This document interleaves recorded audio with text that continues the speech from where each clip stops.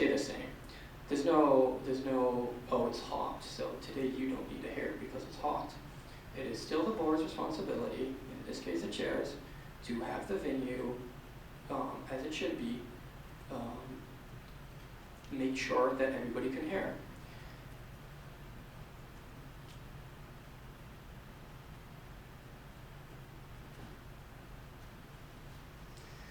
It took several times, several meetings, for members of the public, not the board, to push the issue to move the venue.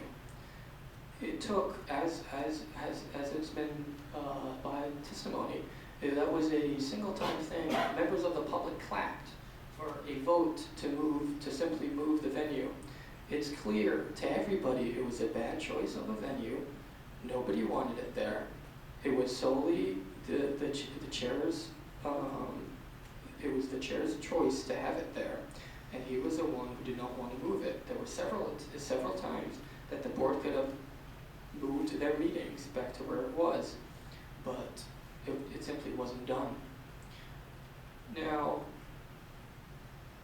I don't think that the taxpayers should need to pay for when public officials knowingly break the law. He said he read the RSAs, he was at the New Hampshire Municipal Association's 91A training. He had all the right information. He said he didn't mean it. So obviously he knew that he was doing something wrong. Then why say it? Why do it? The other, as Steve Yarrow said, when to my question of does the public can't hear, does that agitate you? No, it's simply saying we can't hear. Trying to paint me or other members of the public as trying to interrupt the meeting for simply pointing out something as simple as we can't hear as a disturbance is simply trying to shift the issue from the board, as it's their responsibility, to the public. Oh, why didn't the public go do this? Why didn't the public move chairs? Why didn't the public sit here? Why didn't they do this?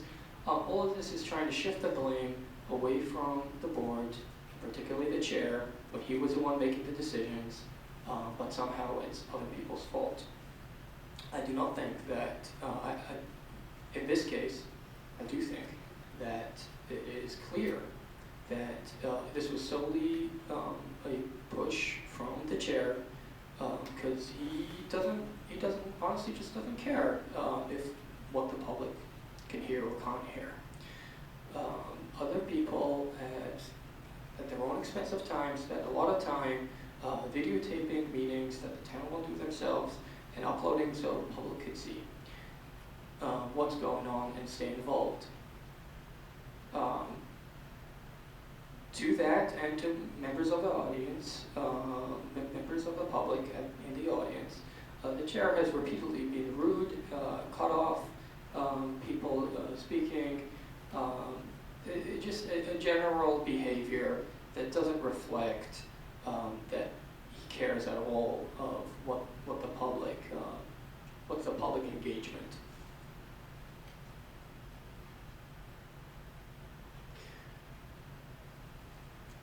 The town, as a corrective action, never took any corrective action. The moving on venue was pushed by members of the public.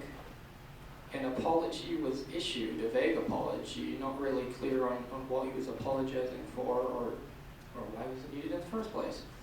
But the town did not get any amplification, did not change anything in this core.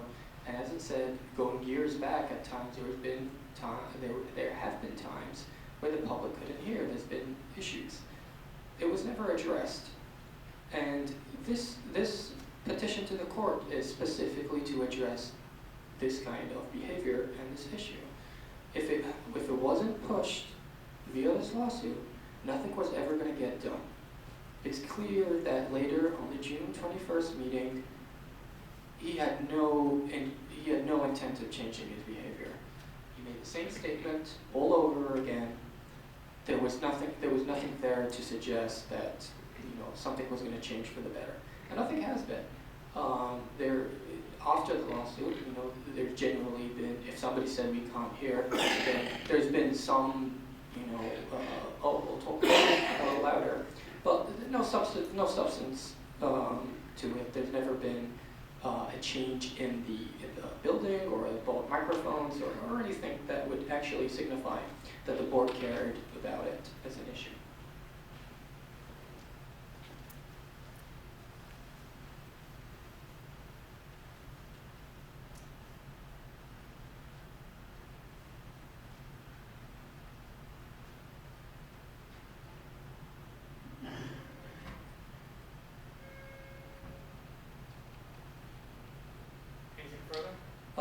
Yes. It was also said by the chair that he was just trying to get through the meeting. Nothing around, no other statements, enforce that kind of statement. He stuck around after the meeting, chatting with people. As Greenlee testified, there was nothing. That meeting was ordinary, just as any other. There was nowhere he was trying to get to or anything to do better. It was just simply, you don't need to hear. Good. That's all it is. It's simple, it's clear, and to try to interpret it as anything else is just being dishonest. And yeah, I do think that the chair should, the board should be found in violation. It clearly was a violation. They had every opportunity to change it. They had never gotten any single response from the crowd that day that it could have been audible. To say that, oh, we think it was audible or somewhat audible is based on simply nothing. Several comments from several people have been made, and as we've heard today, all of it says the public couldn't hear, nothing was done about it, because that's how the chair would like it to be, that the public can't hear. So I don't think that the taxpayer should pick up the bill for defending the chair and the board for a violation of 91A and a constitutional violation of an open accessible meeting. And as he said himself, he said it was unreasonable conduct.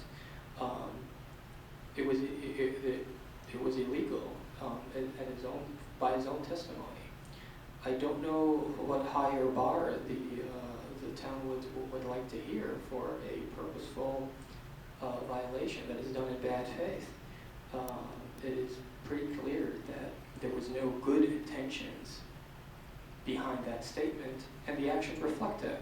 The meeting stayed unaudible as it was because true to the statement of good you don't need to hear. By doing so, he violated the Constitution, 91A, and his oath of office. All are very clear on his responsibilities, and he just did not uphold them